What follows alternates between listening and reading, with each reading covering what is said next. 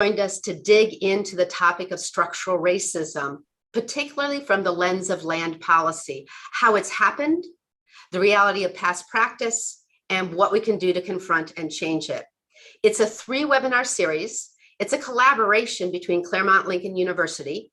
We're an institution focused on high impact leadership and socially conscious graduate education. And our collaborator is the Lincoln Institute of Land Policy. And folks, if you don't know them, boy, you need to link into their website and find out about them. They're an extraordinary foundation that has focused the last 75 years on building sustainable communities and on confronting disparities through a land policy lens. In fact, you're in for a treat because the president and CEO of the Lincoln Institute, Dr. George, we call him Mac McCarthy, is kicking off the series with this first webinar. You're going to walk away considering how 50 years of bad land policy has literally carved inequity into our communities. So Mac's bio is on the event site. You also receive reminder emails. I encourage you to take a look at his work.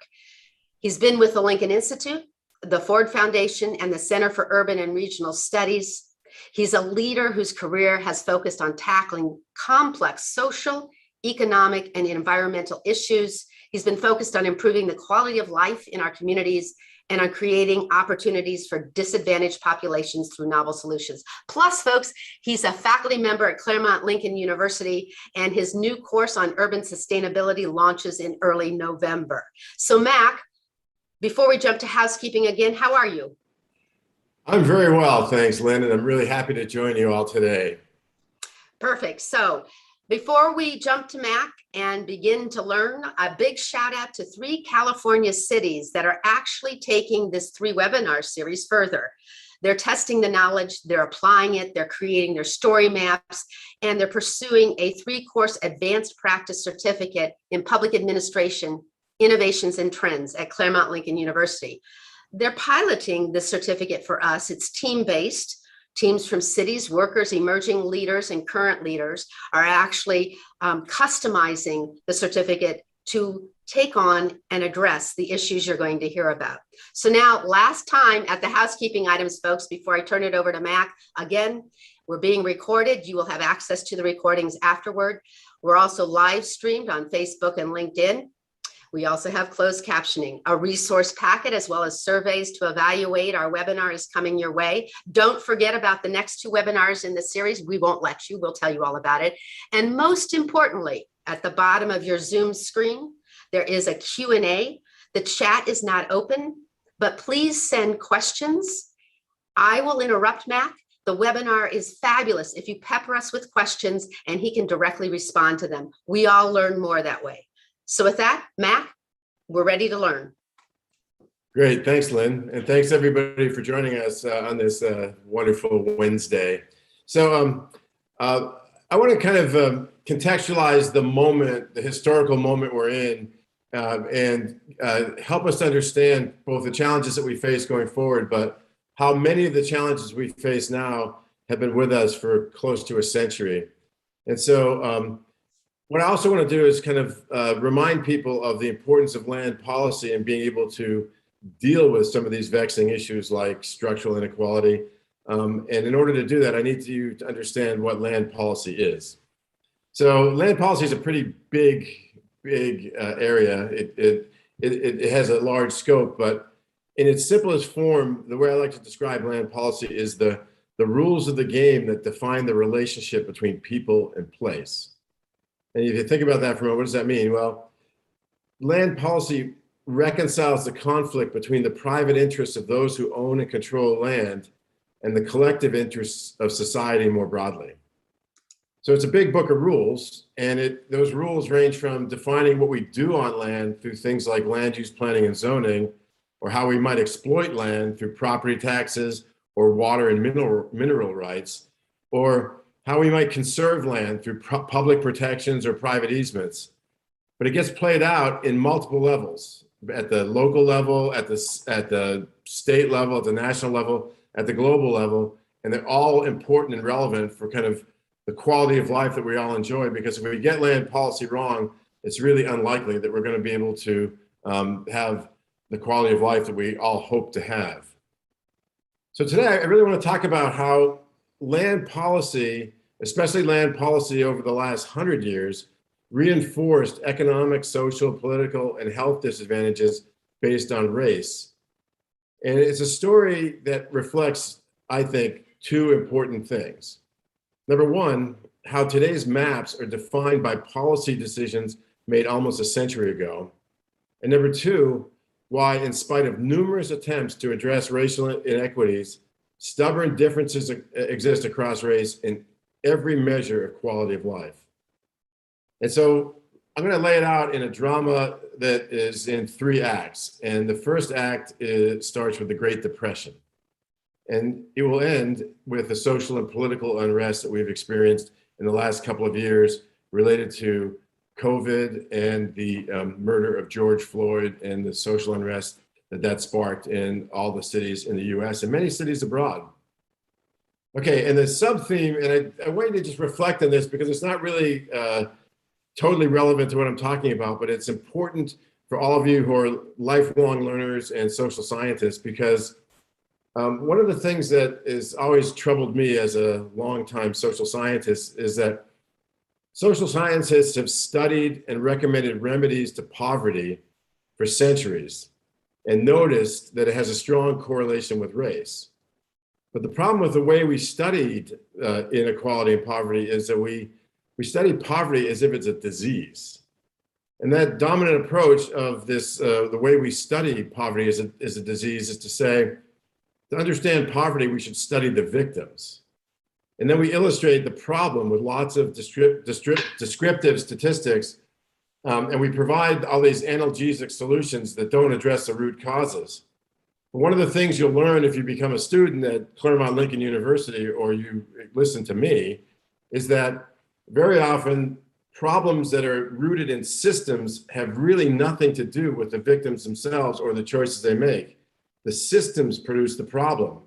And so we have to unpack our thinking about poverty and inequality if we think it's really the result of decisions that individuals make, and understand it more as a result of systemic elements that lead to the generation of inequality as an outcome of that system. So Kate, if you would go to the first slide, please, thanks. So this is where we are, right? And this is 2016, it hasn't gotten any better since 2016, but if we compare the wealth across races from 1983 to 2016, that's over, what, a 33-year period, we'll note that for everybody, distressingly, the wealth has actually gone down between 1983 and 2016 from $84,000 to $81,000. That's the first couple of bars. But for whites, the wealth went up. The average wealth of whites went up from $110,000 for a family to $146,000 for a family. And then we compare that to the wealth of minorities, Blacks and Latinos. And for Blacks and Latinos, not only has the wealth gone down for Blacks, but they were at miserably low levels to start with. So in 1983, the average Black family had a net worth or wealth of $7,000 compared to $110,000 for white families. So that's a ratio of, let's say, 15. And today, they have a net wealth of $3,500 compared to $146,000, which is like a factor of close to 50. And for Latinos, the story is not much better. Their net wealth in 1983 was even lower than Blacks at $4,000, $4,200. But at least it's gone up. It's gone up from 1983 to 2016 to $6,500, which is still a tiny share of the wealth of whites. So Mac, we have our first question, and it's a commentary. Have Asian demographics been compared or evaluated? Yes, they have. And Asians, they track much closer to whites than they do to Blacks and Latinos. And that has a lot to do with education levels and other socioeconomic factors. But that's another topic for another time. So Kate, could you go to the next slide? So as it turns out, if we really want to explain the wealth differences across race, we don't really have to look any further than housing. and in particular home ownership, because about 80% of the net worth of families is actually contained in housing. And so as you see, the home ownership rates have once again been distressingly stagnant. From 1983 to 2016, they're about the same, just a little bit over 60%. And for whites, though, the home ownership rates have gone up. And in 2016, home ownership rates for whites was over 70% of white families own their homes. But for blacks, the home ownership rate is considerably lower at right around 40%, and that hasn't changed at all from 1983 to 2016. For Latinos, it was even lower in 1983, and it's gone up, but now it's right about the same level as the rate for blacks. And this is important, as I said, because the lion's share of wealth for American families is held in their homes. So Mac, a question that you may want to link through later, but just to have in the back of your mind is we have a viewer who is just really reinforcing what you're saying, but wonders, will you address, is there a correlation and or a real way out of this cycle of poverty and people being seen with this disease and they're bad, and so it reinforces the cycle? Right. And we can talk a little bit about that, but that might also be a topic for one of the next webinars as well. So just let's keep that in the back of our heads. So Kate, if you just go to the next slide. But if you want to talk about kind of quality of life and other kinds of, the experience of life, one of the things to also keep in mind is that the life expectancy by race and gender is highly variable. But what's important is that it's much lower for blacks than it is for whites. So starting in the 1970s, the difference in life expectancy for black males compared to white males was, is about a little over 8 or 9 years. And right now it's about the same. And for, black females or white females, there's about the same gap. And then there's a gigantic gap between black males and white females in terms of life expectancy. But the question for us is, what describes or what accounts for this difference in life expectancy and wealth and other things? And part of it, my argument today is going to be that it's a lot of it is explained in land policy. All right, so Act 1, let's just talk about land policy and how it got its origins in the Great Depression. So if you don't know about the Great Depression, in the Great Depression, we had bank failure, widespread unemployment, and the collapse of housing markets that put the entire country at risk.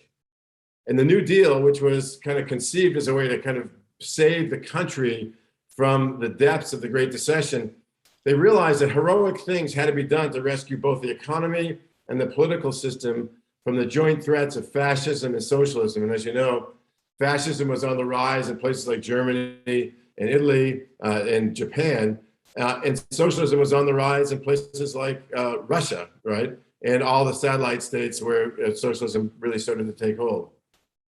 But in their efforts to kind of deal with the collapse of the national economy, the New Dealers made many, many compromises, some that were made in deference to the urgency of the moment, and some that were made for political expediency. And we're still paying for a lot of those compromises today. So, for example, the Homeowner Loan Corporation was created in 1933 to refinance mortgages for people who were going to lose their houses through foreclosure. And basically what they did was they created a bond financed program that went and interviewed homeowners and offered them refinancing their existing mortgage into a 25-year self-amortizing mortgage, which was an invention of that time because we didn't finance houses that way before 1933. So it pioneered the modern self-amortizing mortgage, and it refinanced about $3 billion of mortgages for more than 1 million families, which is equivalent to about $1 trillion today as a share of GDP. So then the National Housing Act also created the Federal Housing Administration that was used to insure new mortgages and make homeownership opportunities more widely available, because before the Great Depression, the way families bought a house was to put 50% down, and they got a 5-year interest-only loan, that had a balloon payment at the end that said after 5 years, you had to pay the other half of the value of your house to buy the home. But most people didn't have the money to buy their home at the end of their 5-year period, so they'd have to refinance and roll it over. But when the banks collapsed, the banks didn't have any money to lend to people to refinance their loans, so they called all the loans, which is why millions of people were facing foreclosure. But by the 1940s, millions of families had purchased or retained homes using the two programs, and home ownership became stable shelter, and it built wealth for all those families who were able to do that. So out of the ashes of the Great Depression, the great American middle class was born.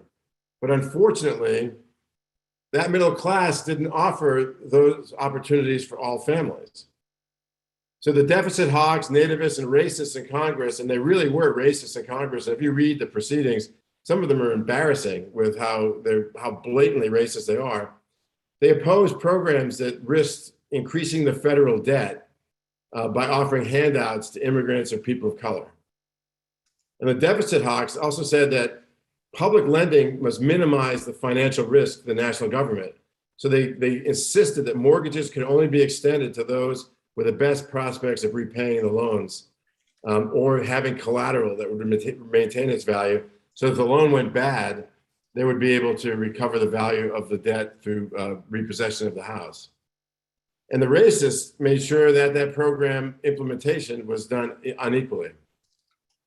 So what does that mean? Well, the agents of the Homeowner Loan Corporation traveled around the country and they met with local bankers and realtors to determine where and to whom home refinancing would be offered. And at the time, many state and local governments already actively promoted racial discrimination by saying where people of different races could live, with racial steering and overt segregation, especially in the US South, right? So the Homeowner Loan Corporation created secret color-coded maps of the nation's cities that were discovered in the 1970s by a historian named Kenneth Jackson that guided the lending decisions of the Homeowner Loan Corporation. And those maps had really 4 colors, with red indicating hazardous neighborhoods where lending was discouraged, green and blue indicating the best neighborhoods where you could lend, and yellow for cautionary neighborhoods that might be at risk of flipping race or ethnicity, right? And what happened was neighborhoods with high proportions of people of color or people of Eastern or Southern European descent or Jews were always shaded red, regardless of the quality of the homes or the nature of the local economy. So Kate, if you can go to the next slide. So this is one of the Homeowner Loan Corporation maps for Miami. And as you can see, there's green and blue and yellow and red neighborhoods. But if you know Miami, you'll see that there's this cluster of red neighborhoods kind of right in the middle of the map that go right down towards the Biscayne Bay. And that's a neighborhood called Overton and some other adjacent neighborhoods there, which was a thriving middle-class Black neighborhood, and also an entertainment center that was doing quite well. But it was almost 100% Black, and the Homeowner Loan Corporation, with the help of local realtors and bankers, decided that was a hazardous place to lend. And so very few mortgage refinances were offered in that neighborhood. So Kate, if you can go to the next slide. So Matt, while you're talking about this, a question came up earlier in the studies that you've done at the Lincoln Institute. The statistics that you're using, are they equitable in rural, suburban, and urban areas, or are there disparities there? Oh, the disparities are huge everywhere. So there's disparities within any urban area. There's disparities across metropolitan regions, and there's huge disparities between rural and urban places and within rural areas as well. So no, the disparities run really right across all geographies, and they're usually experienced in the same way by underprivileged groups, racial minorities, ethnic minorities, and sometimes religious minorities, right? Right, and that plays out with home ownership and wealth as well, correct? It plays out with home ownership, wealth, and as you'll soon learn, life expectancy. So this is a map of New Orleans, and if you know New Orleans, you'll see that area on the kind of north of the Mississippi River towards the east is a place called like the Lower Ninth Ward, in the upper Ninth Ward, Treme, and these were, once again, thriving middle-class Black neighborhoods that the Homeowner Loan Corporation decided that they weren't going to make loans in. And Kate, if you want to go to the next slide. And for those of you who are joining us from LA, this is a map of your city. And in your city, once again, you can see the outline of the different neighborhoods that are going to be considered for mortgage refinances. The green and the blue are places like, Beverly Hills. And the red, east of LA, Boyle Heights, Watts, and even, oddly enough, parts of Venice and Santa Monica were mostly, in this case, Latino, and some of them were African American, but and some of them had other kinds of ethnic enclaves, but none of them were targets for lending by the Homeowner Loan Corporation. Kate, if you want to go to the next slide. And this is just to understand kind of how people were unashamed at using seemingly blatant racist kinds of terminology. This is a map of St. Paul, Minnesota, that was generated in 1935 by the local realtors and planners, and you can see how they just labeled neighborhoods. Like one neighborhood says slum, and underneath it says Italian, Jews, and Negroes, right? And then there's this other neighborhood that runs east to west that just says Negroes, right? And then there's apartment houses and Gold Coast and slum and Central Business District. Basically, it was a way for people to just understand how the different neighborhoods are organized ethnically and racially in St. Paul, not with any intent to do anything about it, just so people knew where they were, right? So, Kate, if you go to the next slide. Oh no, all right, yeah, we'll stop on this one.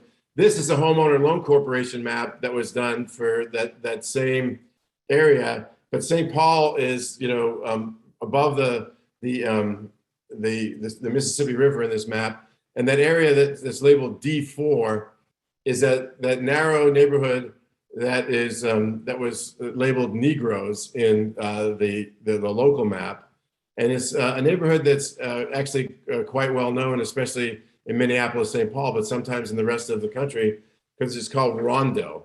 And Rondo was, once again, a thriving middle class and really mixed race neighborhood that was home to people like August Wilson, the famous playwright. It was basically it was considered to be the Harlem of the West or the Midwest, and it was a destination for talented folks, artists, musicians, and it had many thriving businesses there.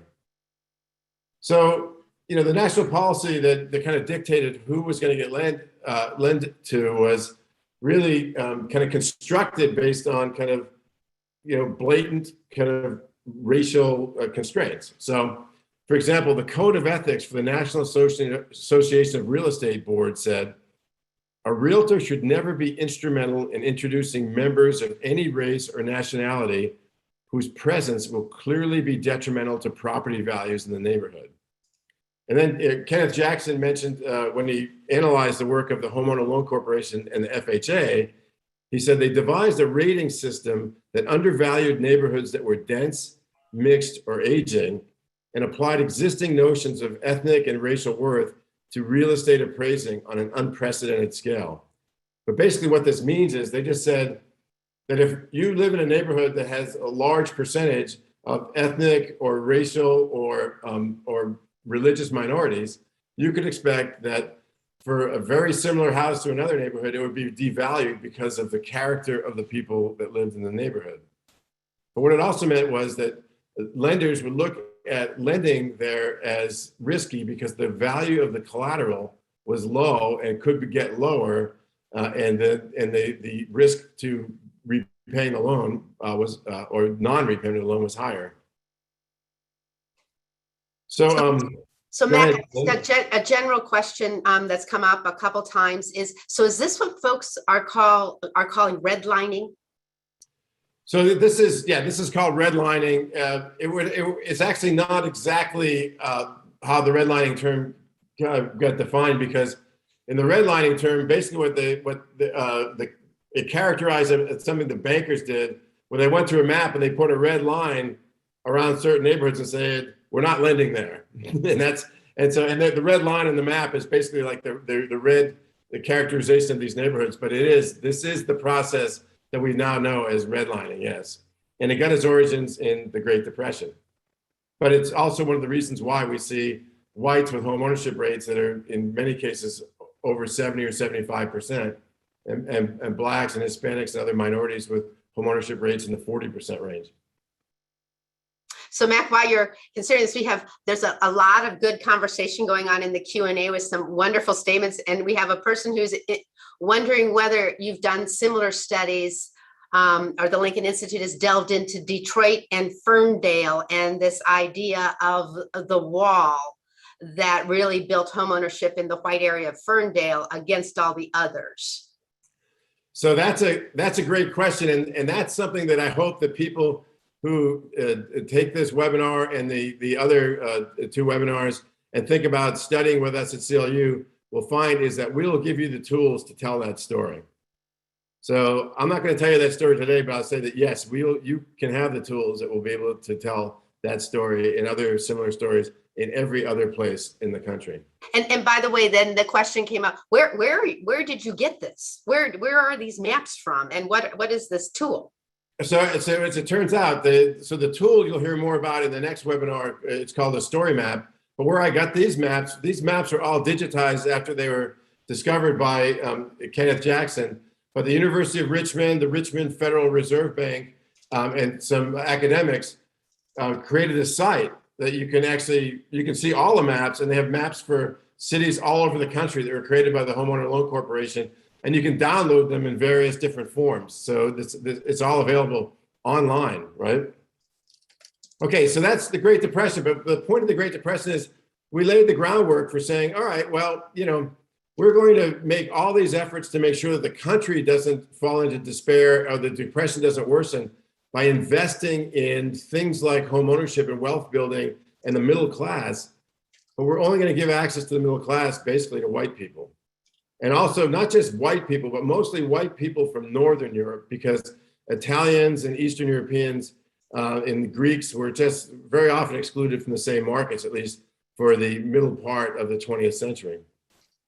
But the rest of the 20th century just kind of exacerbated those problems because other kind of national policy decisions just made things worse, right?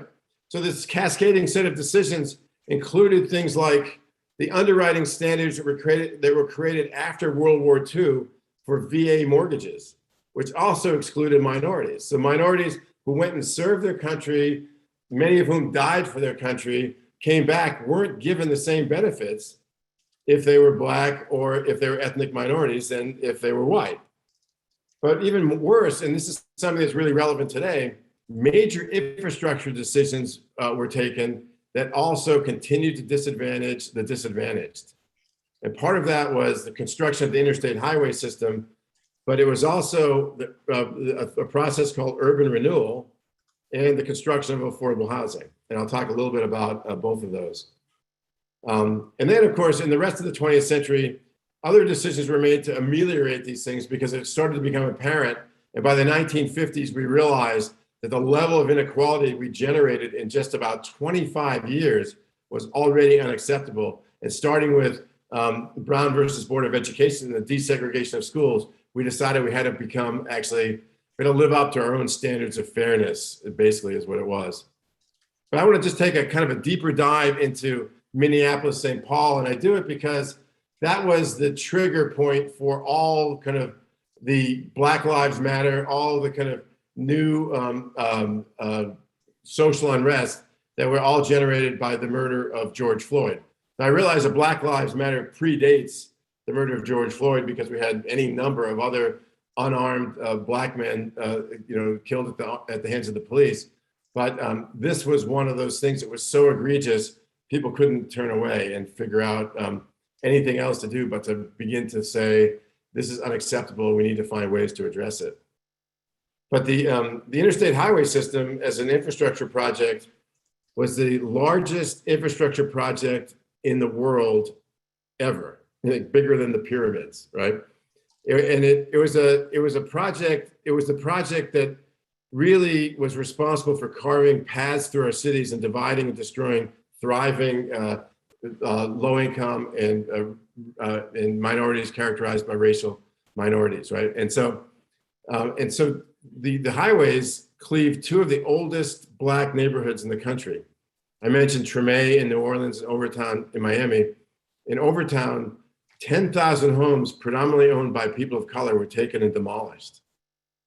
And in Treme, planners and activists who are now advocating for the demolition of the section of I-10 that they put in, where they have a goal of restoring Claiborne Avenue, which was a thriving middle-class Black commercial corridor that was completely destroyed when they put I-10 above it in the construction of the interstate highway. But once again, if we just superimpose the interstate highways over the maps of the Homeowner Loan Corporation, and Kate, if you can go to the next slide, you can see what I mean. Because you see that in Miami, for example, the interstate highways run right through the red neighborhoods. And if you had more of them, you'd see that there's another set of interstate highways that go through that big red neighborhood that's to the west of I-95. But the interchange and the between 395 and I-95 is right in Overton, and it displays some 3,000 families, right? And if you go to the next slide, so this is New Orleans, and look at New Orleans. They routed I-10, the 110, Route 90, right through these red neighborhoods that were characterized, of course, by ethnic minorities, and they weren't even the most efficient way to get people across New Orleans. But it was almost intentional to say we're going to drive these highways right through these low-income neighborhoods because we can do it. And when you talk to the planners who plan the highways, they would say things like, well, if you're going to build a highway, where else would you build it but where land is cheap? But they acted as if land was cheap because of some other, God-given attribute of that land. Not that land was cheap because we refused to lend there and housing prices fell, right? So now if you look at LA, the next slide, okay, you can see where do some of the major highways through LA go? Right through East LA, and that big interchange in East LA is responsible for displacing 3,000 homes. And if you look at the Santa Monica Freeway to the left of the 110 sign, that went through a neighborhood that no longer exists. That was a middle-class Black neighborhood. And the reason they routed it there is because they didn't want to disturb Frat Row for USC. So, and it was once again, blatant. You could imagine a way to get to Santa Monica that wouldn't have put you through that red neighborhood, but what would you have to go through? The blue neighborhood. And why would you want to do that when you could displace, unempowered, low-income minority residents? So, Mac, we have an audience member who has said, have you seen any improvements in the dissemination of land use? And how does it impact the immigrant community? So, as it turns out, one of the things that's being talked about now all over the country, especially in preparation for this big infrastructure bill that's coming out, is using a new tool that is kind of an important tool, not just for infrastructure decisions, but for lots of things, called an equity review. And so they actually review the decisions about where they do things, where they place things, based on whether or not they have inequitable impact on other organizations that are identifiable by class, race, ethnicity. So now every infrastructure decision that's going to be made is going to be subjected to additional scrutiny based on whether or not it's exacerbating inequality, right? So these equity analyses are now a set of tools that are being adopted by federal agencies to do the right thing, right?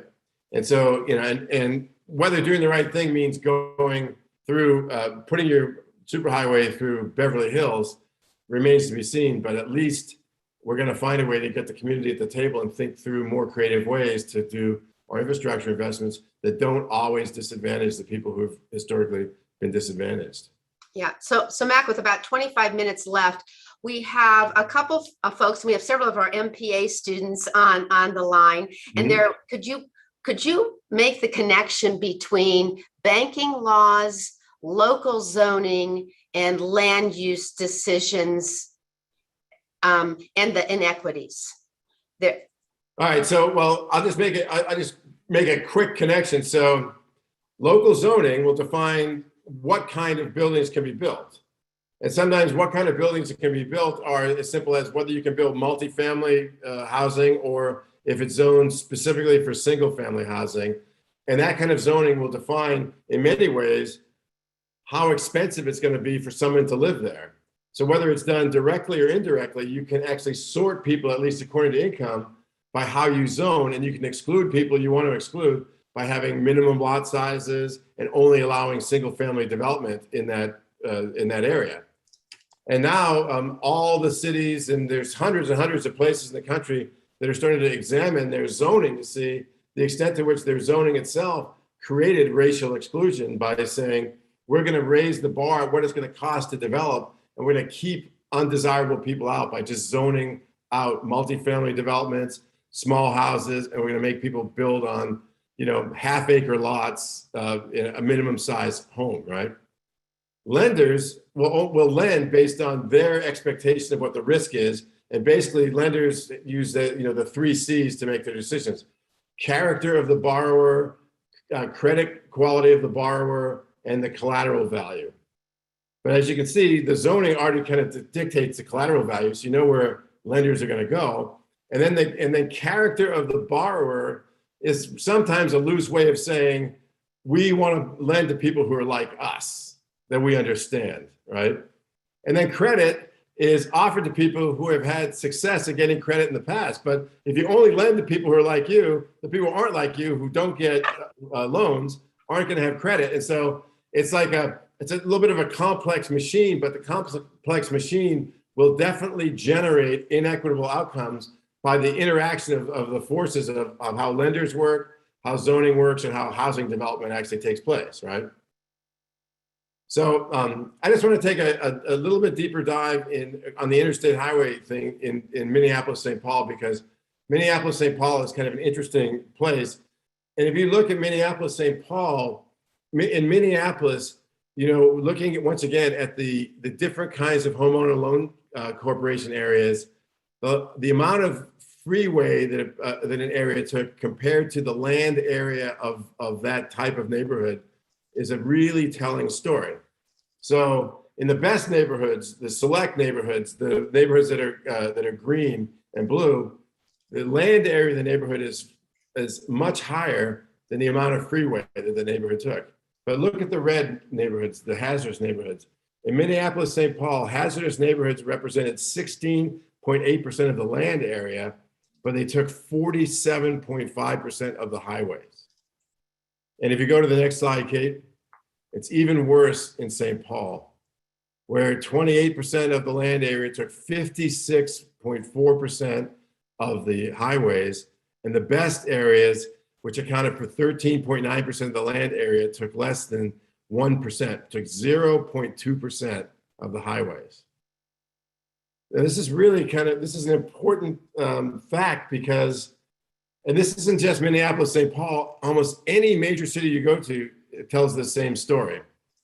And all it tells you is that the logic that is generated from the land policy decisions and the lending decisions that were made in our efforts to build our way out of the Great Depression they were systemic creation of inequality that kept being reinforced again and again and again, in this case by the highway system.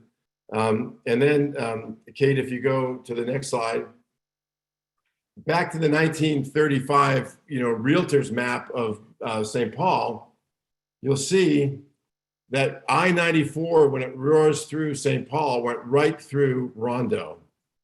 When I told you the Harlem of the Midwest, right?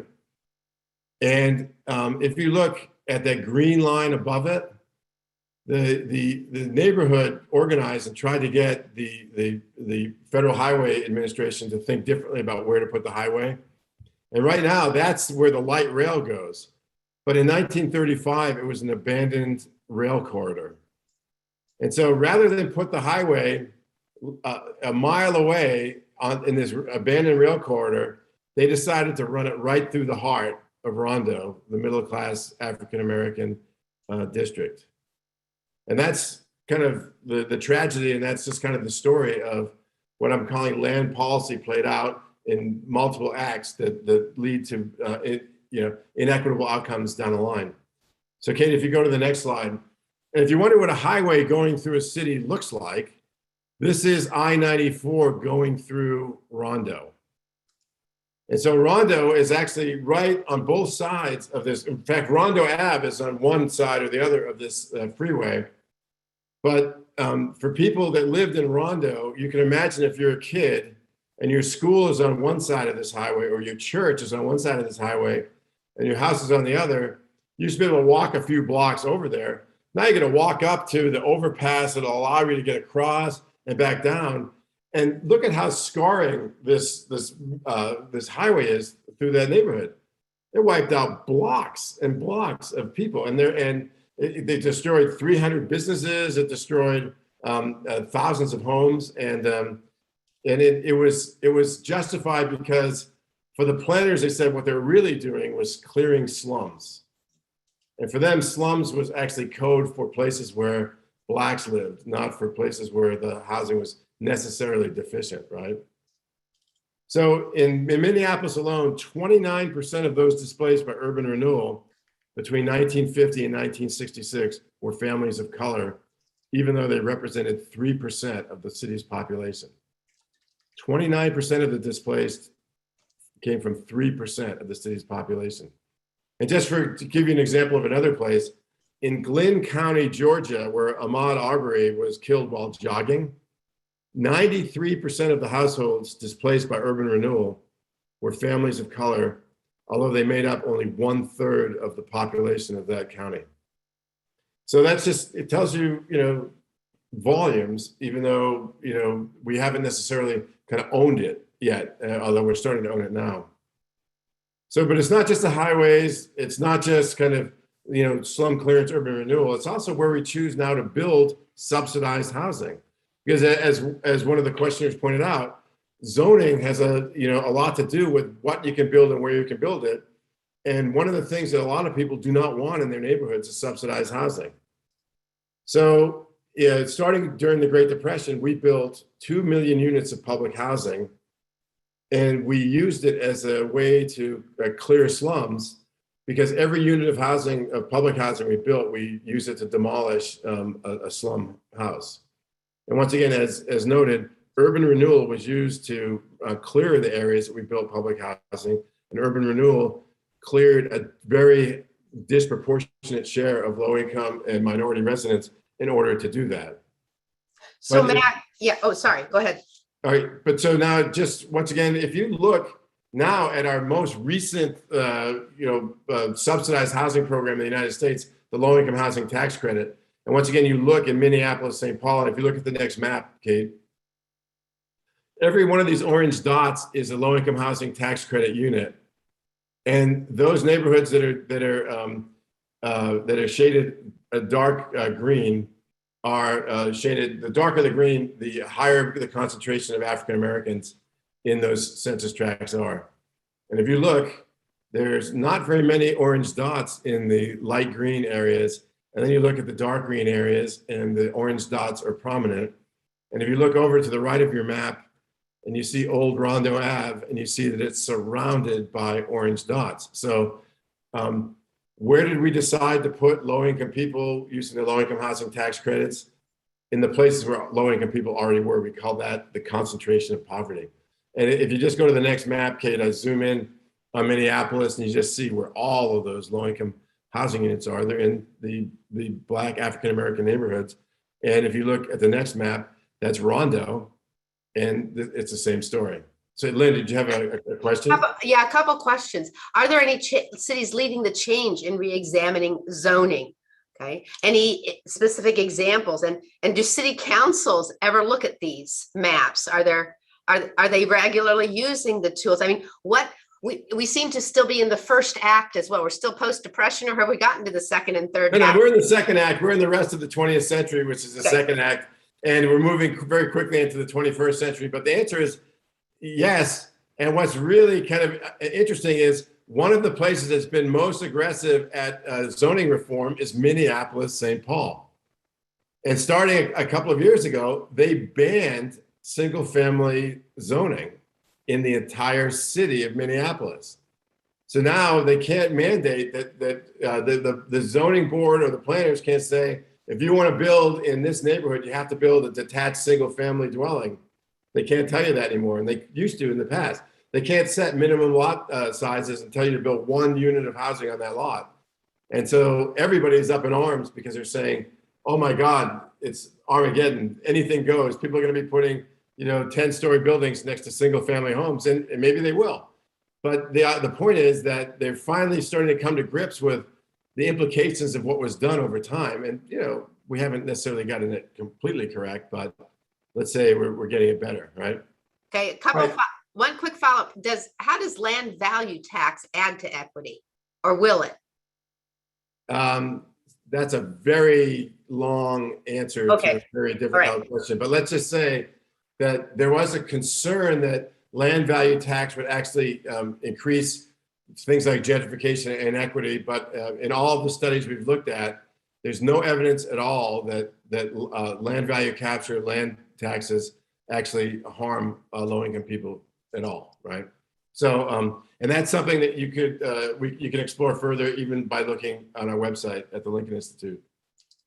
But so here's one of the things that we also need to grapple with, because if we say that we find all the stories I'm telling about, inequality and how it's, organized spatially, it wasn't as if this is unknown in the 1950s, 60s, and 70s. And in fact, for over 50 years, we tried to remedy it with federal policy. So starting in 1956 with Brown versus Board, we mandated that schools get desegregated. It didn't happen overnight, but it did start in 1956.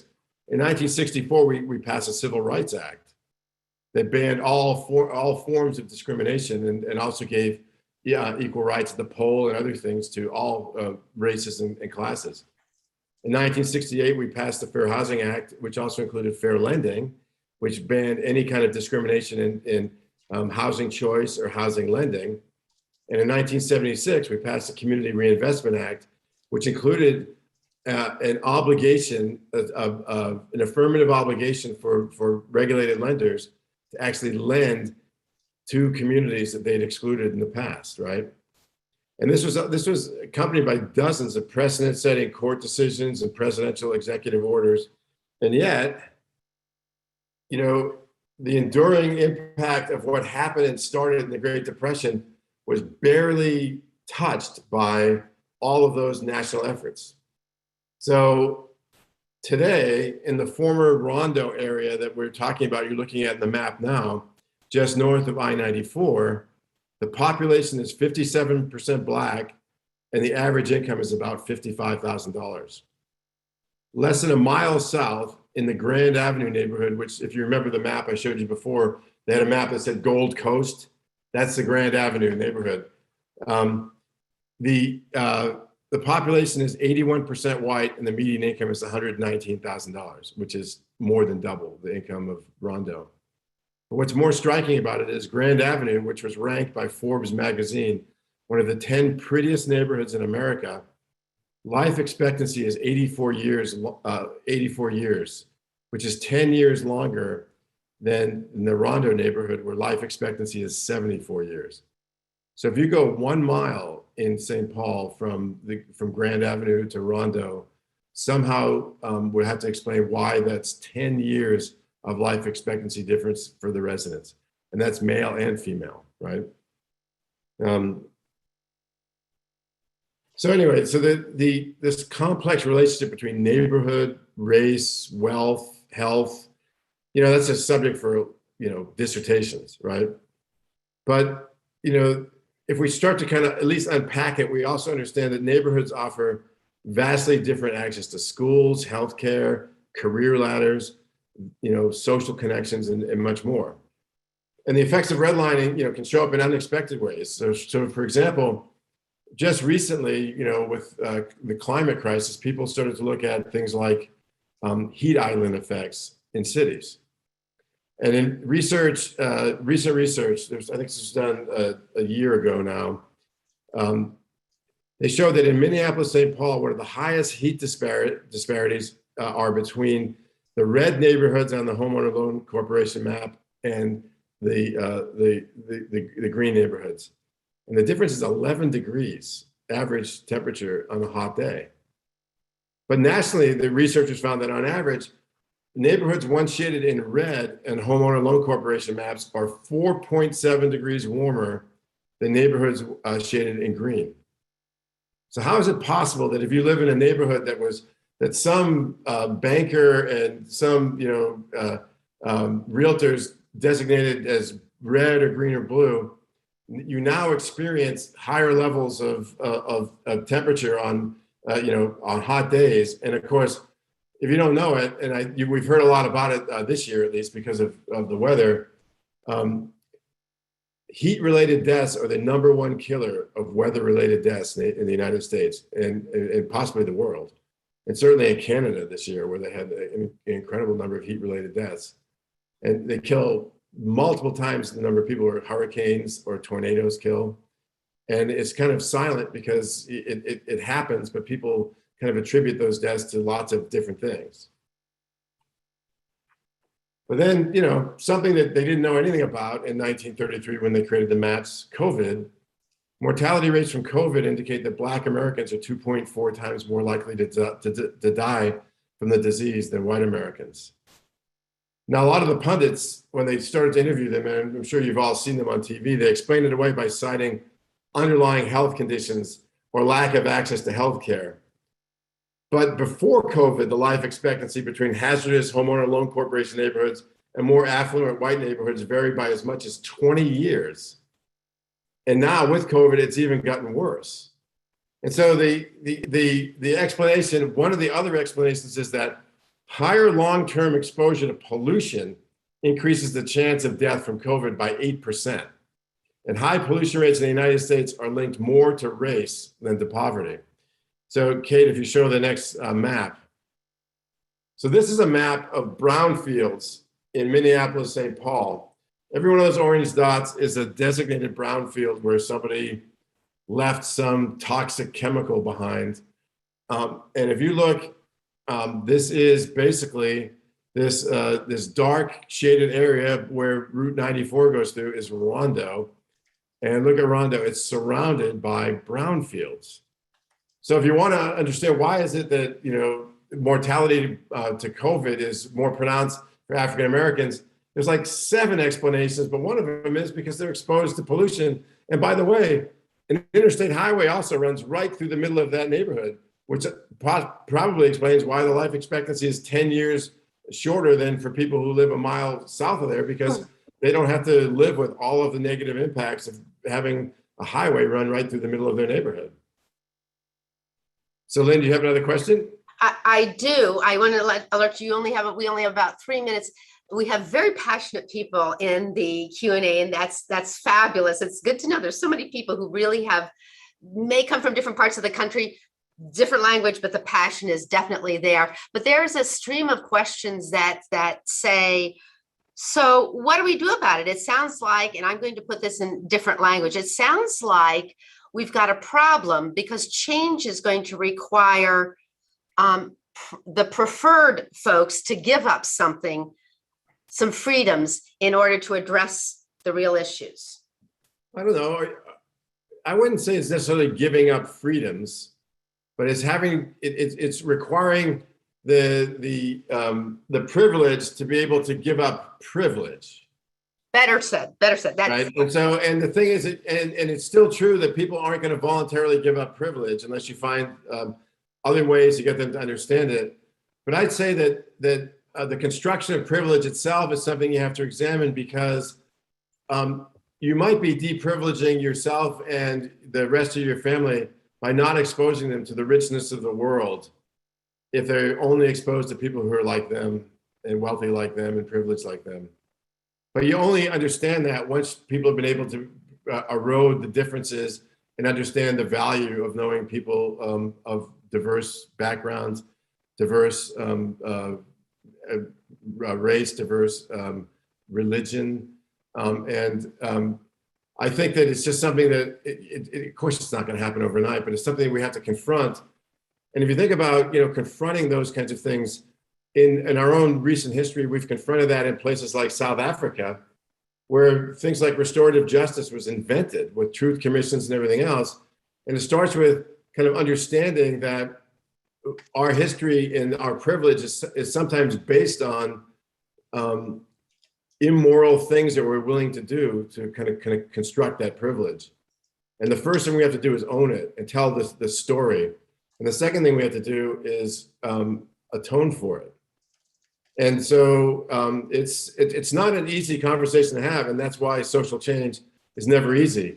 But one of the things that I've noted in my own life, and certainly with all the folks that I've worked with who have worked for me, is that there's far more interest and tolerance in others now than there was even 20 or 30 years ago. And the possibilities, especially when you look at our kids, and the idea that kids are becoming more and more kind of colorblind, and hopefully they'll become more and more class blind over time, that will begin to embrace kind of the benefits of knowing people of all walks of life.